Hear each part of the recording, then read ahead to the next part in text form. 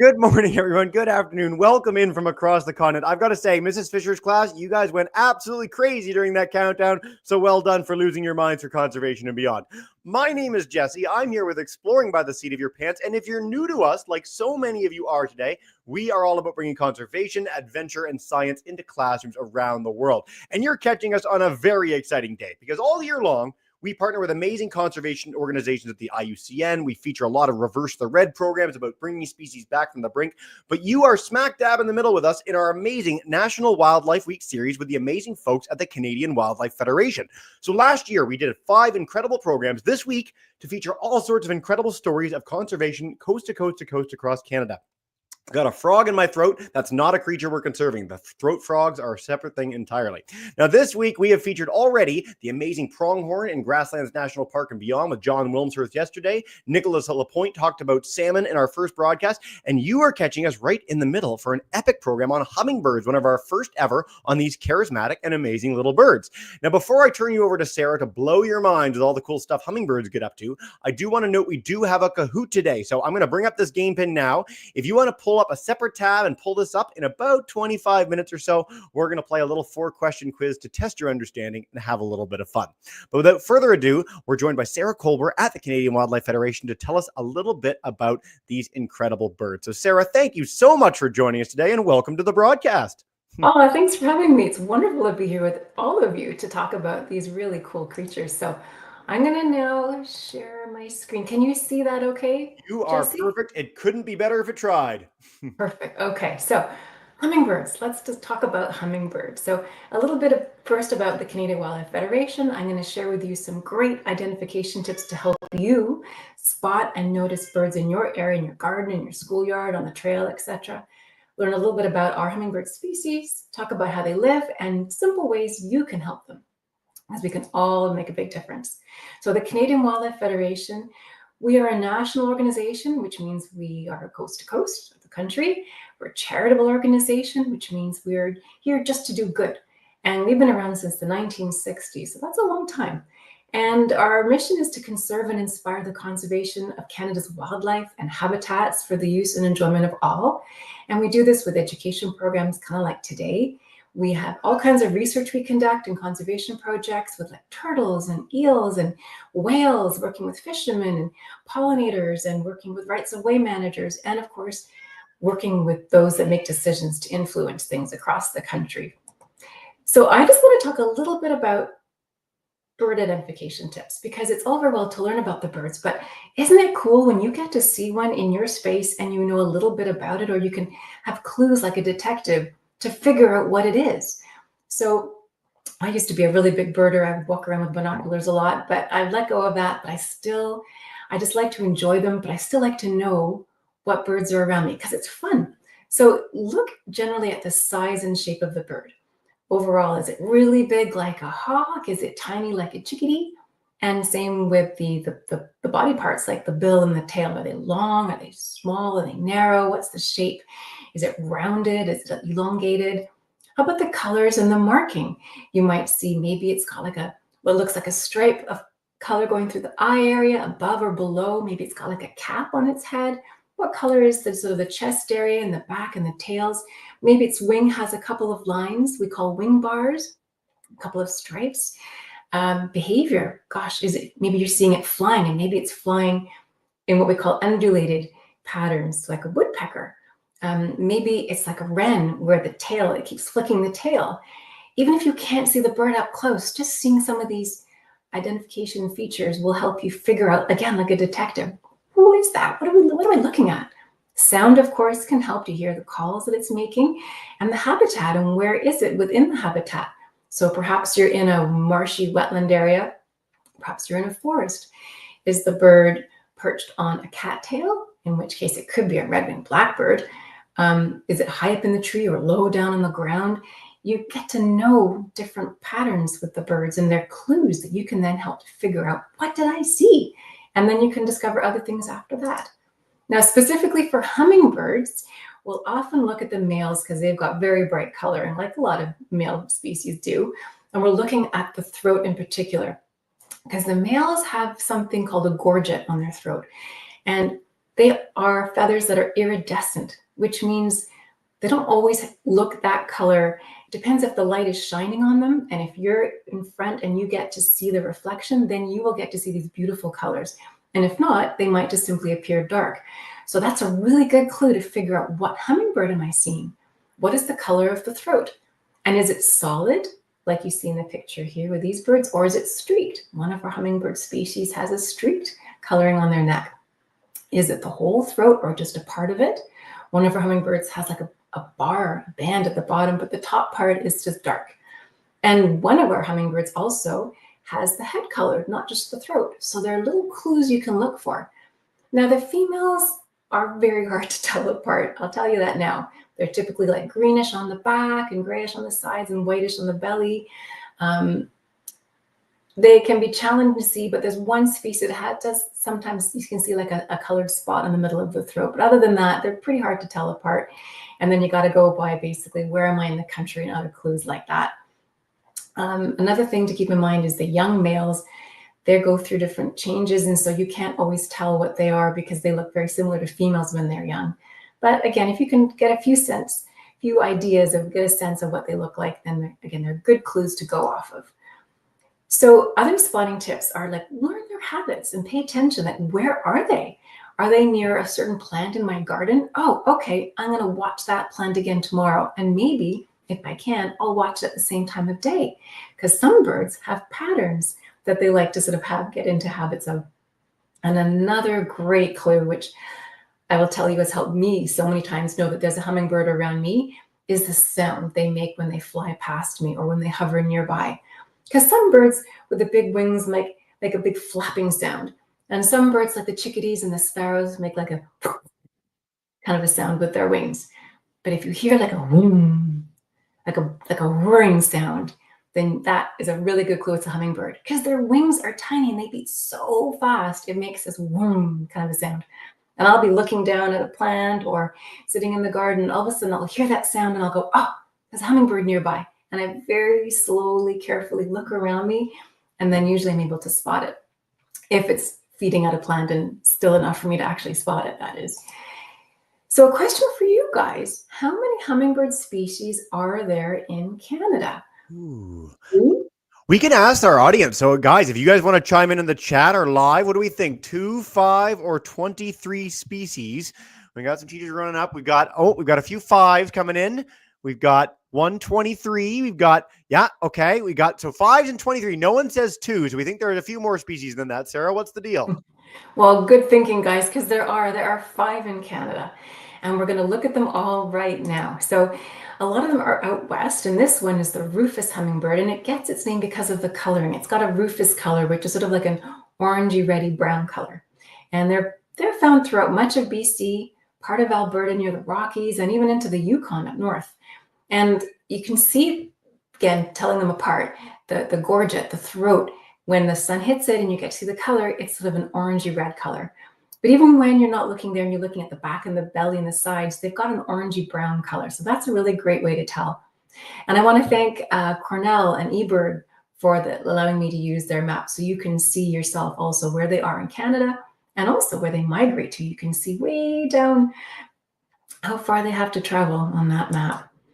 Anna's hummingbird is another one. So they're more in the southwest area of BC, Vancouver, Victoria Island. However, they have been spotted in the southern interior, and they have been spotted on the coastal area. So if you live there, you visit there, you've got family there, keep an eye out, because you never know, you might spot them in another spot nearby too. Anna's has pink coloring, and they're one of the ones with not just the throat, but also the head. So that's a really good one to keep an eye out. And the females can have a red spot in the center of the throat. The black-chinned is the one I was talking about, where it just has a part, like the lower part of the throat is shimmery and iridescent. That's purple. And then the top part is black. And they're kind of more, again, southern BC and more interior and towards the Rocky area, the Rockies. The Calliope hummingbird is the one that I was thinking of that has the streaking. It's got pink streaking on the throat, and they're kind of found throughout much of the interior of BC, going up fairly north in that province. Now, the ruby-throated hummingbird, which is one that's been spotlighted this week, is the hummingbird that goes throughout much of Canada.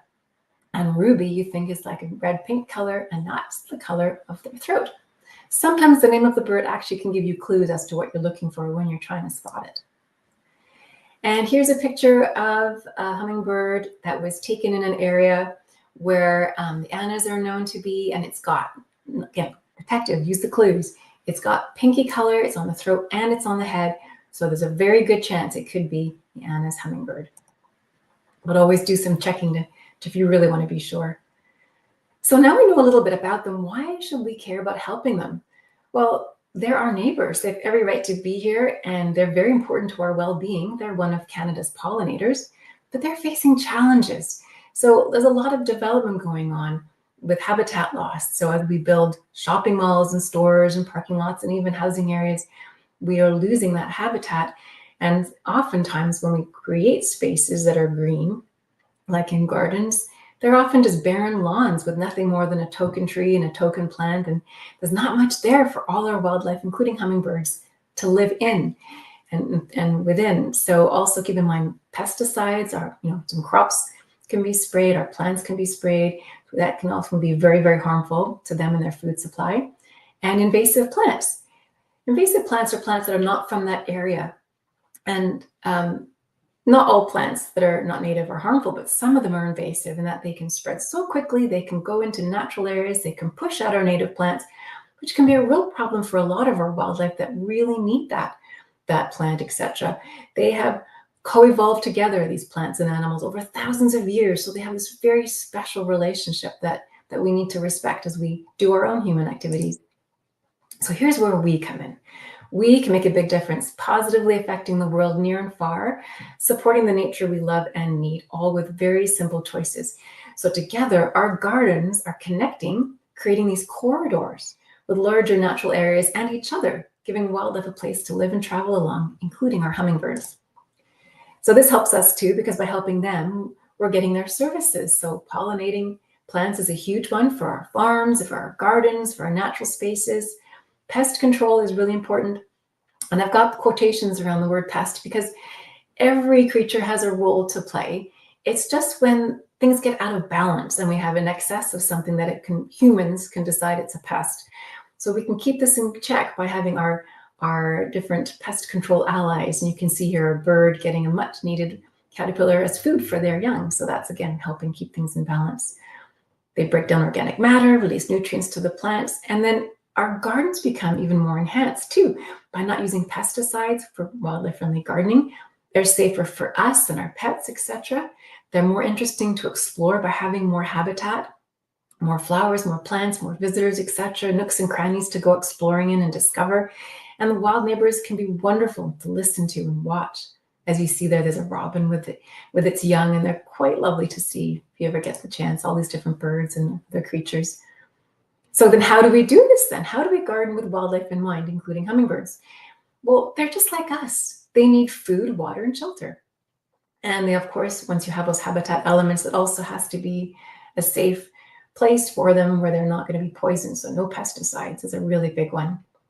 And in case you're wondering what's in that second picture of shelter, there's a teeny tiny little toad that I discovered in the moss below one of the plants in our gardens. I thought that would be cool to show. Okay, here's another question for you. True or false? Hummingbirds need insects and spiders for food. What do we think? I will say too, by the way, this exact kind of question might come up in our Kahoot as well. So if you get it right now, keep that in mind for our mini quiz in the middle. What do we think? True or false? Are hummingbirds eating spiders, eating insects all the time? We've got false. We've got false. Let's see what our, yeah, a lot of falses. I think a lot of people are on the ball with this one, Sarah. Okay, well, I will share with you that it's true. Our hummingbirds, they get carbohydrates from flower nectar. They have to get that from flowers, but they also get protein from insects and spiders. So this is another really great reason not to spray your yard and the surrounding area, as that can kill pollinators and other insects that we need and that birds need for food, etc. So this is a really important one to remember. And most people don't even know this. So it's really, really cool. So again, about food, flowers are really important for them. A lot of tubular flowers, as you can see here, and insects and spiders, which I just mentioned. So that kind of helps with the pest control element. And they also eat tree sap, or drink tree sap, I should say. We have a kind of bird in Canada, and there are several species. They're called sapsuckers. And they'll go to certain trees, make holes, and then the sap from those trees will come out, it'll ooze out. And then after the sapsucker has had a fill or a drink, hummingbirds and even some butterflies will come along and drink what's dribbling out. So while we're talking about food, approximately how many insects can a nesting hummingbird catch in one day? And by nesting hummingbird, I mean an adult that is going and catching insects to feed the young in the nest, because they have young that they need to feed for a couple of weeks or several days. How many insects do they need to catch in one day? Let's see, 3,200, 2,000. What are your thoughts? You guys are such an on-the-ball audience. I love it. Let's see. All right, 2,000 is our water rockers answer. 30. So we've got the complete gamut. We've got from the tiniest to the highest. And then for good measure, a lot of 2,000s and then a 200. So every answer was picked. Yeah, it's a tricky one, but amazingly enough, around 2,000 insects every day. So that is a lot of insects. So you can see why we need to have our gardens kept organically, because we need the insects for the birds in particular right now, the hummingbirds. So really, really neat. And then going back to plants again, for food, if you're planning on buying a plant and bringing it into your garden, try to avoid ones where the pollen and nectar producing abilities are lost through hybridizing and cultivation. And that they're basically fancy words for saying, we play with plants to get the favored characteristics we like. Maybe we like them to be extra showy with the petals. But a lot of flowers are very different. They've got very tiny, little inconspicuous, hard to see little tiny flowers in the center. And they're the ones that provide the food for these creatures. But if we replace them with the fancy, showy ones just to make it look pretty to us, well, then they're kind of sterile and they don't have food for the wildlife. So that's something to keep in mind. Not all of them are like that, but some of them are. So it's just good to ask questions and be thinking about that. Plants grown with neonicotinoids, and that's a mouthful. So you can call them neonics, as I do for short. Grown with them, they're a very harmful group of pesticides in particular, and they can stay with the plant the whole time. So the pollen, the nectar, and the seeds and fruit can harm pollinators and birds quite significantly. It can also kill them. Invasive plants from other places that I told you about, they can spread and wipe out native plants in the areas. So then what do you want to include? Try to get plants that bloom from early spring to late fall. You can see in the top left, that's an eastern wild columbine. That actually blooms typically around the time that the ruby-throated hummingbird has returned home from its migration. So these smart relationships, they are great to support in our gardens if we can. Have some regionally native plants. All these pictures here are native plants. They're beautiful. Have tubular-shaped flowers of all sizes. Most of them, one you're seeing here, are big. But the bottom right, they're actually very, very tiny flowers, but they're also tubular, and so they're perfect for hummingbirds. And typically they go to reds, oranges, pinks, and purples, but they will still also go to white and yellow. It's not the end of the world if you have them, so keep watching because you might see them. But typically they do go to the other colors a bit more often. Now, once you have natural habitat, then you can have a sugar water feeder if that's what you like. But it's really important not to do this instead of the natural food and the natural habitat, because these animals really do need to have what they've evolved to need. So if you do have a sugar water feeder, don't use dyes, don't make it colored red, don't use alternative sweeteners like honey, and clean it often. Clean it often, I guess I should say, also because bacteria can grow and you don't want to make the birds sick. So we've done food, now water. So water can be a gently moving fountain or a mist, and it's important to keep the dishes clean. And there's an example of another bird with the streaking on the throat. So shelter's the third habitat element, and just like us, they need protection from the heat and the rain and the wind and predators, and places to nest and rest, and to perch and spy their next meal in the case of insects and spiders. So you see them here in a pine and a cedar tree. Okay, one more question for you. True or false? Hummingbirds use spider webs in making their nests. What do you think about that? I love this question. This is a lot of fun. All right, we had spiders linked in another question already. So is our second spider question related in our hummingbird presentation, which is kind of fun. Our answers coming in. Okay, false. Oh, false. True are our first two on our StreamYard classes. You too. We got some false there. We got true. Again, you're stumping everybody, Sarah. This is fantastic. Well, these are such tricky things. And as I discovered them, I was like, oh my gosh, I had no idea. I want to tell the world. So it's true. They can use spider webs in making their nests. So they make their nests in trees and shrubs and vines, and they use a variety of materials for those nests. So they'll use plant down on the inside. And if you're not sure what that means, when you think of a flower after it's been pollinated, it'll make a seed typically, and some seeds are attached to like a white fluff, and that's designed so the wind can catch it and blow it away, and it can land somewhere else and grow somewhere else, so it helps the plant spread. So plants like our native cattails, we do have native thistles, fireweed, milkweed, they have down, which can be useful for hummingbirds and other birds as well. They might use small, soft feathers, moss, insect cocoons even, and they're often held together with spider webs. And you can see on the outside, looks like the nest is really blending in well. They often use lichen and bark on the outside. And again, we often, for crafts, we'll do something fun and make a bird house rather, and paint it bright colors. And that's fun if it's a craft. But if you're actually wanting to make it work and be a real help to birds, if that's your goal, you want it to blend in, because the more it blends in, the less a predator might spot it and go and attack the nest. So because we don't often get to see nests up close, and I was seeing such beautiful images, I wanted to share these with you because you get to see the nests a little bit more, and you can spot some of those materials I was talking about. And then look, this female, I can tell she's a female because of a lot of her coloring, but she has a spot in the middle of her throat, like one of the ones we mentioned earlier. Here's some more, and the one on the right, I'm wondering if it's a rufous female hummingbird, because it's got sort of orangey brown a little bit on the breast and the side, and again, it's just a clue, like being a detective trying to figure out, who am I seeing here? So we've got food, water, shelter, that's great, and now you need to make sure that how you garden, how you look after your space is done in a safe, friendly way. So avoiding pesticides is key. There are other things you can do which are really great. I'm not going to get into in detail today, but you can make and use compost. You can conserve water. You can do green lawn care, which means you're not watering your lawn excessively and you're letting the grass clippings lie so they can decompose back into the earth as nutrients. You can mulch some garden beds perhaps. But avoiding pesticides, people say, oh gosh, how can I go organically? But people have been doing it organically for centuries, so we can do it again. It's just a matter of having a diversity of plants so that you don't have one kind of plant that insect pests, potential pests, can come and eat. You have a variety to confuse them.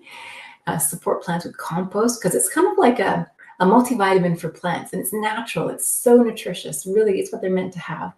And plant them in a suitable spot, because if you have a plant that needs sun and moist earth, if you plant it there, then chances are it can thrive. If you plant it somewhere where it gets lots of shade, well, it might survive, but it may be stressed as well, and that's more susceptible to having insects come. So if you don't want to use pesticides, then you want to make sure that the plants are strong and healthy, and you also want to attract your helpers. So birds and bats and toads and snakes and beneficial insects can come and, again, keep the balance in your garden. Have this biodiversity and have the balance by keeping things in check. And if you do want to spray something, maybe you can do something gentle like a spray of water. Maybe you've got some environmentally friendly dish soap that you can use to dilute in water and you can spray on the plant. There are different things you can try. So we can do it. We can make the world a safe environment for us and our wildlife. And speaking of sort of helping our gardens be safe, I don't know if you realize how many birds every year die because they're hitting glass, whether it's skyscrapers, apartment buildings, or our homes and cottages. And even though birds will often fly off, it's been shown that a lot of these times the trauma is there and the bird may not survive. So we used to put sort of markers on our windows to stop them from crashing into the windows. And again, why do they crash into windows? It's because it's reflecting what's around it. So if they see a tree reflected in the glass, they won't know it's a reflection. They'll think it's a tree that they can fly right through. But we've discovered that the best thing that could really stop birds from wanting to fly into our windows is having enough markers together, close enough together that the bird, even a small chickadee, thinks it cannot navigate between the dots or the lines, in which case it won't even try. And it has to be on the outside. There are different things one can discover if you're interested. So just something to keep in mind. I guess that's it. I've come to the end. So I hope you have enjoyed that. And if you have any questions, I will do my best to answer. Amazing. Well, Sarah, that was some of the most concrete advice we've had in a broadcast in ages. So I hope our classrooms and families at home take away a lot of cool things to put in their own gardens and put in their own homes and help our bird friends, hummingbirds and other birds alike. And before we dive in with our Q&A, we are going to have a little Kahoot together. So the astute among you will notice that it's a different pin than I announced at the beginning. And that is because I accidentally pressed X and killed the Kahoot on my side. So it's a new one up. We're going to dive in with 4 quick questions. And Sarah, if you want to help us out with any of these answers, what classes win for winning this Kahoot is our everlasting respect. So if you want to give us little hints along the way, by all means, give us a hand. But we're going to get underway with this. And then Miss Maydani's class, Miss Fisher's class, we're coming to you. Our YouTubers already have a bunch of questions in, which is awesome. So let's get to it and get underway with our Kahoot. All right. Faster you answer, the more points you get. And also, we're going to share all sorts of great resources from the Canadian Wildlife Federation at the end of the broadcast as well to keep the learning going. So stay tuned for those. Yes, like our pollinators behind Sarah. All right. We talked about them eating quite a few things, but their favorite food, what we think of when we think of hummingbirds, is coming up here. Is it insects? Is it nectar? Is it fungi? Or is it other birds? The hummingbird's gone rogue. I don't think it's that, perhaps. But let's see what our answer is. I love seeing hummingbirds in my gardens, one of the great joys in life. And we planted quite a few flowers back when I used to live in Toronto and had hummingbirds galore. So nectar is our correct answer, even though, as we did highlight, they do get a lot of insects in their nesting season. So Super Dolphin has our lead there. All right, let's go to question 2 together. You need that sugar water, high energy. All right, some hummingbirds are smaller than moths. True or false? Sarah, we didn't cover this too much, but I love this question. One thing that I was gobsmacked at was the weight of something like a tiny hummingbird is like 2 grams, which is about 2 Skittles. So if you have 2 Skittles or 2 M&Ms, that's what a hummingbird weighs. They're so light. And yes, some moths dwarf hummingbirds. They make them look so tiny in comparison. You guys are on the ball. This is great. All right. Super Dolphin keeps our lead. 2 more questions together. Sarah, hummingbirds' wings beat how many times a minute? You talked about them being very fast, sounding like a whir. I love this stat. So it's 10, 100, 250, or can be several thousand beats per minute. If it was 10 a minute, that's like 1 every 6 seconds. That wouldn't sound like a really big whir, would it? So I saw anywhere from 540 to 5,000, which is crazy, like an unbelievable range for them, but also speed. So a lot of you got this right. Way to go. It is tricky. All right. Witty Giraffe takes our lead. And our final question for all the marbles as we go into our Q&A in a second. Hummingbirds drink what amount of their body weight in nectar each day? Is it a fifth? Is it a half? Is it as much as their whole body weight, or can be twice their body weight? Imagine if I'm 170 pounds. Imagine if I ate 170 pounds or 340 pounds of food every day. I would have such a stomach ache. It would be the worst. But hummingbirds, can drink twice their body weight in nectar a day, which is unbelievable. They're so high energy. They need that much energy to keep them going. Super Dolphins third. Sarah, and we're going to Miss Maydani's class first. So get ready for Q&A. Daring Owl is second. Maybe it's going to be a hummingbird name as our winner. That's always fun when that happens. All right, our winner, Witty Giraffe. Way to go, guys. And thank you for playing along with that, especially if it's your first. Miss Maydani's class, we're going to head to you guys. If you want to unmute your mic and come on up for our first question, you are going to be good to go. Since you're walking away from the mic, I'm going to head to Mrs. Fisher's class first. Carsonville, come on in and take us for our first question. Hi. How high can the hummingbirds fly? Ooh, good question. That's a very good question. I don't actually know the answer to that. And I'd love to know that, because a lot of people live in apartments and have balconies and are planting for all kinds of wildlife, the birds and the bees.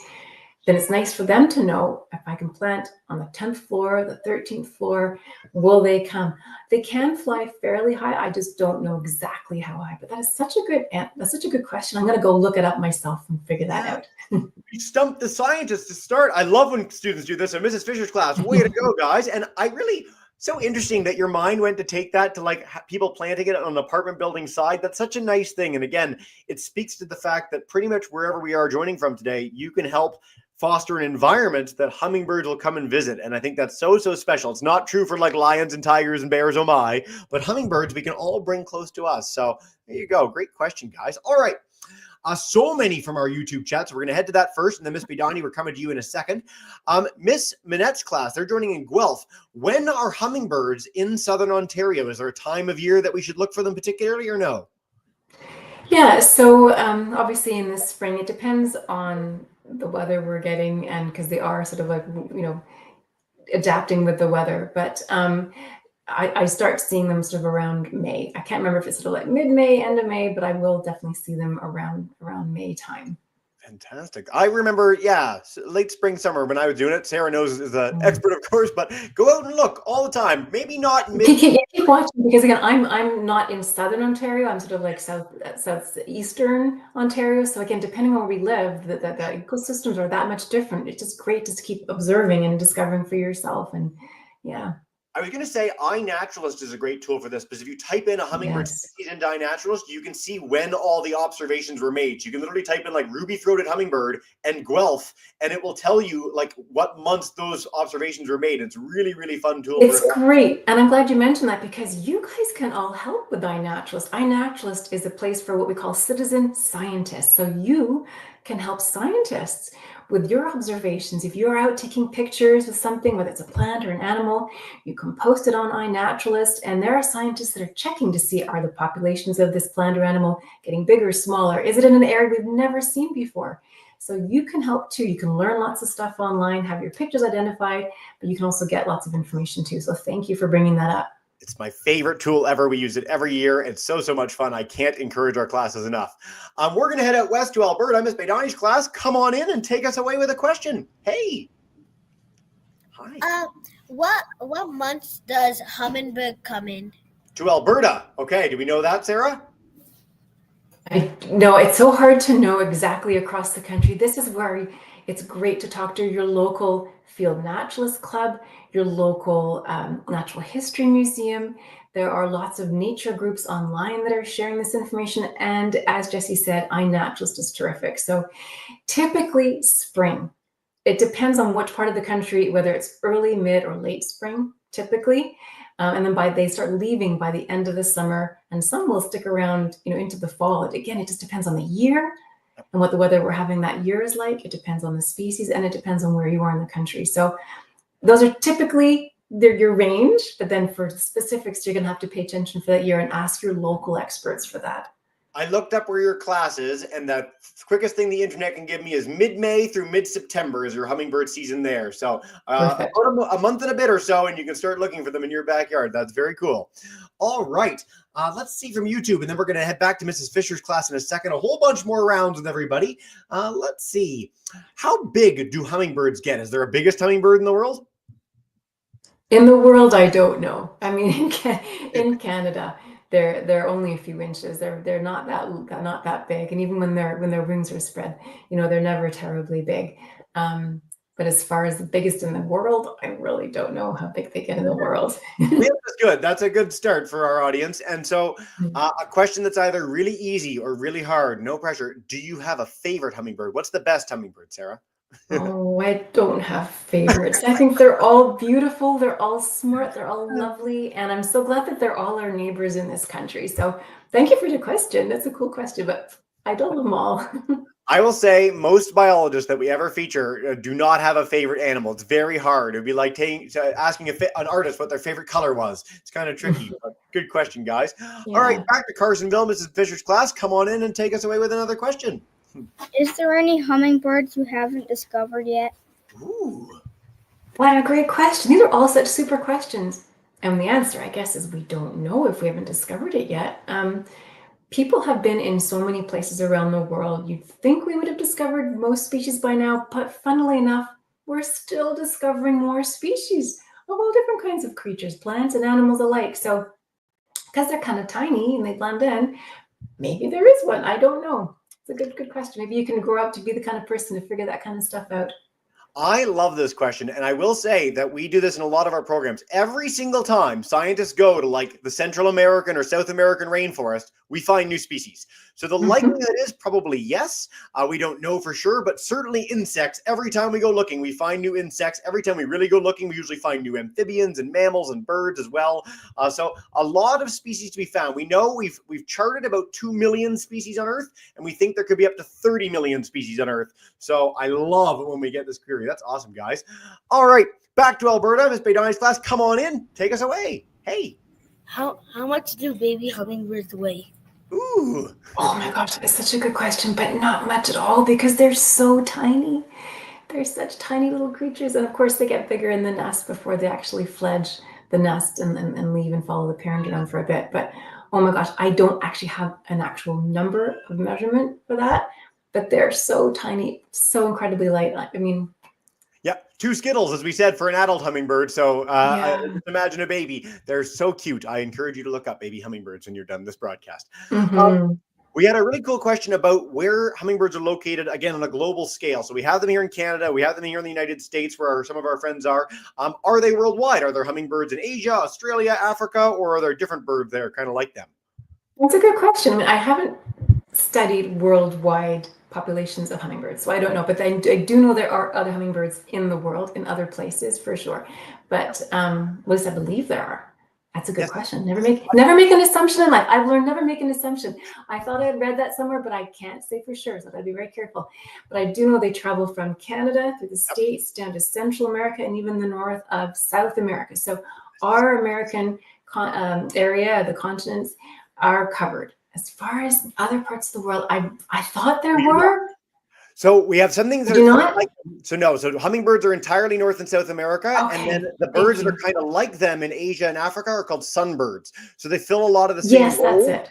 Yeah, so Thank you'll you. find that distribution is pretty common in the world. Like we have pythons in one area of the world and boas in another area, or crocodiles and alligators, or things that are just separate across the Atlantic Ocean.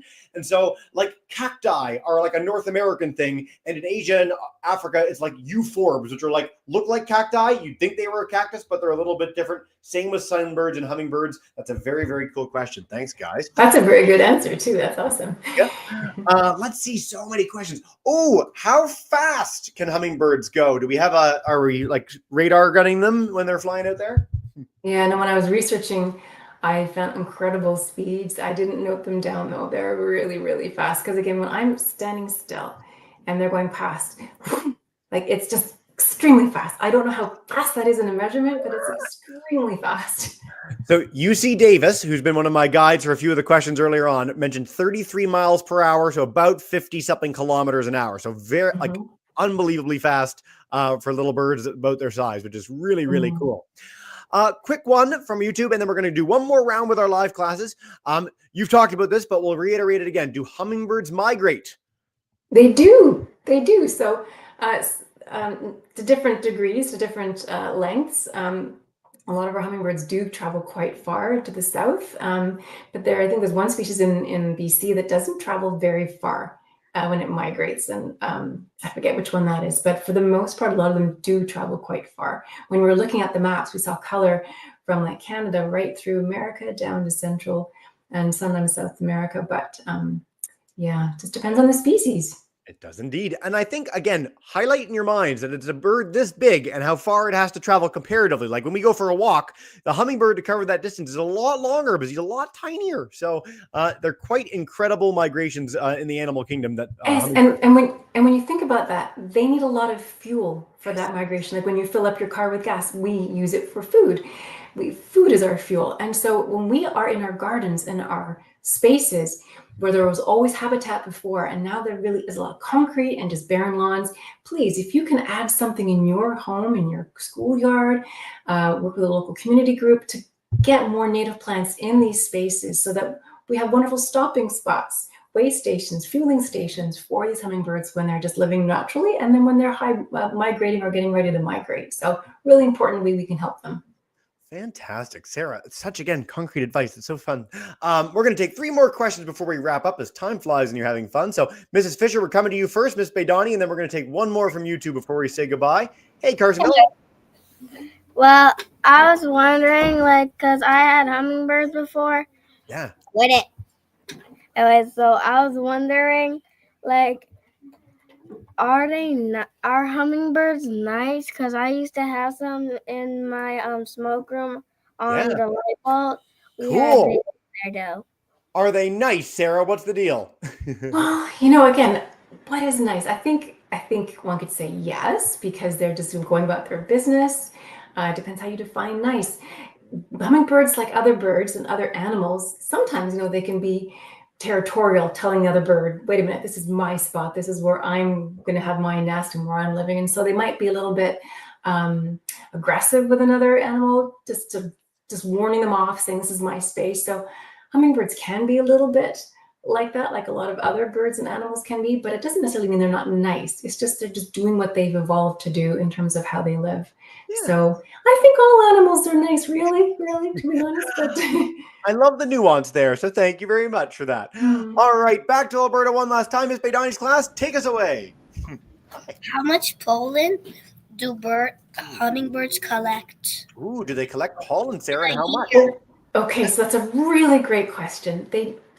So they don't collect pollen on purpose because they're going to the flower to feed from the nectar, from the flower. They get pollen on them by accident, kind of as they're sort of in the area of the flower. So I don't know how much pollen they do collect. They're not Canada's top pollinator. We have 7 kinds of pollinators in Canada. We have bees and wasps, flies. Flies are big ones, bees are big ones, butterflies, moths, beetles, and hummingbirds.